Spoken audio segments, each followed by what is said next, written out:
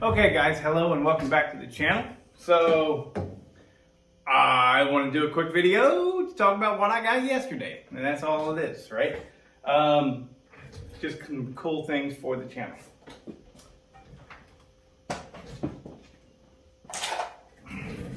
First up is this. Husqvarna 240. Now, this is a crappy little saw that none of you out there are actually excited about, and I can understand it. But it was free to me, and all it needs is a coil and then the typical stuff, missing nuts and bolts here and things. So, but the coil was 20 bucks. Already ordered it, and what's special is what I want to do with this saw. So, you guys probably know that I go about this whole YouTube thing in a very, very different way than anyone else out there making chainsaw videos. And, well, I mean, it's for multiple reasons. One, I'm a different person. But I also have some training in videography, and I have done some things. So, but the dealio with this is, have you ever seen the HBO series, The Peacemaker? Or I think it's just called Peacemaker. It's a superhero series. I'm not saying it's good or bad. I'm not here for that. But what I am saying is there is a moment in that series in which a person has a chainsaw. A superhero named Vigilante, and I was trying really hard to figure out what chainsaw it was. And well, in looking at the pictures, all the steel shots and stuff, you can see that the handle turns down like this. And whenever with it snaking down the way that it does, well, it's pretty unmistakable. There's only a handful of chainsaws that do that, period. And there's only one series of chainsaw that does that at all, and still has the same basic shape, has this thing right here for the brake, all of that stuff. All of it adds together. It was one of the cheap homeowner grade Husqvarnas. And so I believe the 130 does that as well. I'm not sure, but I know that the 240 did. And so that's what I'm going to say. The Vigilante chainsaw in the series Peacemaker was a Husqvarna 240. So I'm going to take this, and once I get it running and cleaned up and everything, I will take it, actually before I get it running, I'll dye the plastic red, because in the television show it was all red.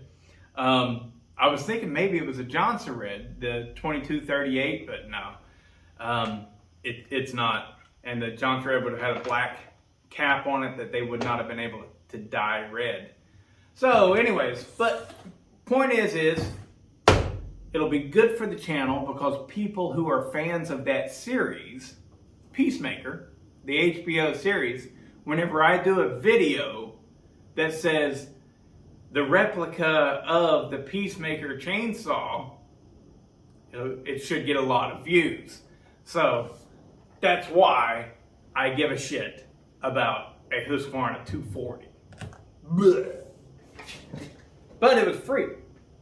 It was definitely the right price. The next free one is not so bleh. It's a little bit yay. Check it out. Woo! This is a Partner S55. These were 55 cc's. Odd as a cob. And it's, because the fuel and oil are on the PTO side, which is just stinking stupid weird. But I am excited to clean this one up as well. I bet you this one only needs typical fuel system stuff, because it's actually a really nice example of the saw, It's very clean, very low hours. You can tell just by looking at it. This thing has not been used much at all. So, very much looking forward to it. Getting it put together and doing something with it. I don't know. I've already got one person who has expressed some interest in it, and we'll see what we do with that. I don't know, but I know I probably have little intention of keeping this, but yeah, it'll be fun for the channel, and we'll do a Fix 'em Friday or something like that with it, get it running. And then finally, this one was not free. Had to pay a little bit for it. Ha! See? Judo master.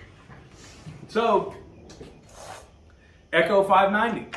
Had to pay a little bit for it. It's got a blown motor, so it's going to need, you know, probably crank seals. I find that whenever something has been running for a while and all of a sudden it goes bad, it's almost exclusively, it's always the crank seals.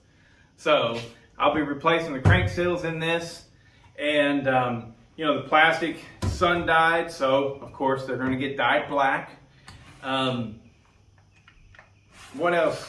Oh, I will go ahead and use this as my platform for the first time I port and polish a 590, because I got this thing for 50 bucks. I have to get in there anyways because the piston is scored. It does look like it's been lightly scored, so no big deal. I should be able to just put a new piston and rings in it, and it'll be fine. But since I'm already in there, perfect time to go ahead and port and polish it and see what happens. You know what I mean? Other than that, I mean, it's all there. It's a good solid example of the breed, if you'd say. And I look forward to seeing what I can do with this. So, good for the channel. And then, of course, I'll just sell that, make some money. Hopefully I can sell that Husqvarna 240. You know, once I dye it all red and say, hey, this is the Peacemaker chainsaw. And hopefully there's some fan out there that's going to be like, oh, what? That's the actual one he used? I know people do it with the damn Texas Chainsaw Massacre all the time. So, anyways, yeah, I'm very happy about that. I was just out buying chains yesterday and stopped in my local shop. And, you know, that's the thing, whenever you get to know these guys, I mean, like, I've spent hundreds of dollars on chains at this place. And so they ain't got nothing in this. As a matter of fact, the way that it works out, they got 50 bucks just to look at it. And then it's been sitting on the shelf for 3 years because the guy never came back and got it. So they already made 50 bucks on it. Now it's time to just get it out of the way. So, now they won't do that with everybody. So don't go to your local shop and immediately start pestering them. You've got to get to know them. You've got to go back again and again. Spend money there. You know, spend money there. Then once you actually get to know them and they're like, yeah, I like this person, then you get hookups. Pretty cool. And like this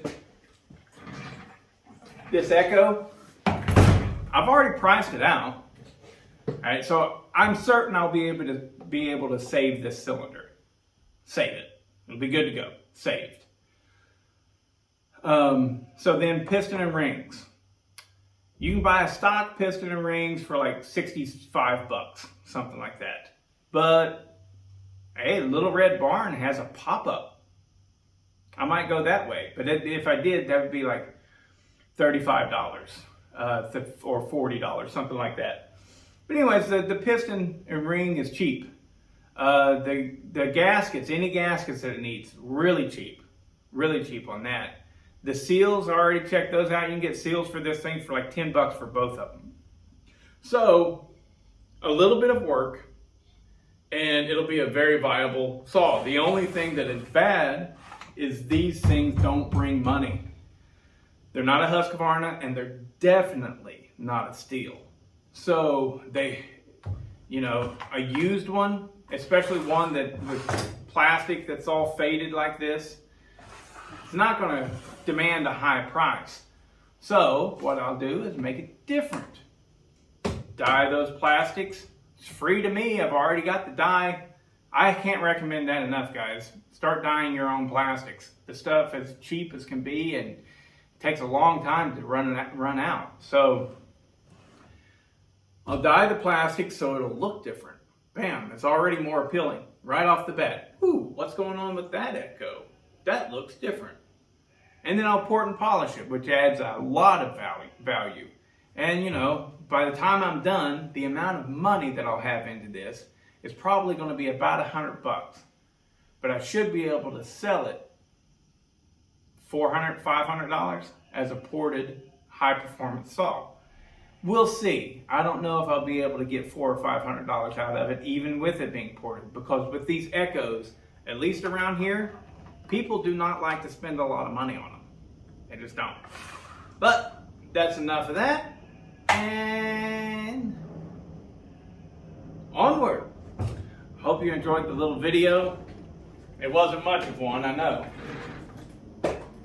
But future saws and projects,